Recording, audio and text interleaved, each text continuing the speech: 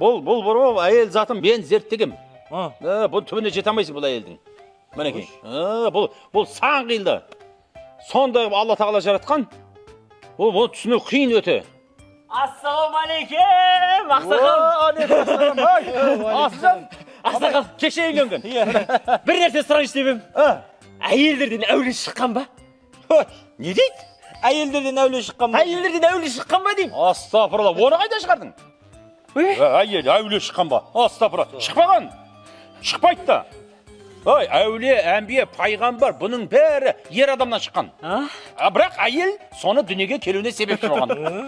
Ақсақал, шықты ғой, әулие шықты ғой. Кім ол? Үйдегі келініңіз. Не дейді? Оны қайдан білдің? Түнде ұйықтап жатсам, оянып кеттім. Сөйтіп келініңізге қарасам, келініңіздің төсегі нұрланып жатыр ғой. Жарқ-жұрқ етіп нұрланып жатыр, ақсақал. Енді әулие болма не енді? Ой, салаң айтып атқан сөзін қара. Ақмақ! Ол ана көрпенің астында жатып, сенің телефоныңды тексеріп жатыр. Контактілеріңді, бұрынғы қыздарыңды, қатындарды, сорлы. Коды бар ма? Жоқ қой. Бәлек, сорлы. Міне көрдің ба? Код қойып қоймайсың ба? Ақмақ.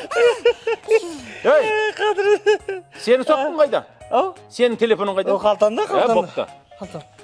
Өбе, қалтам. Не ода? Қаяқтан мен соттың? Сорлы.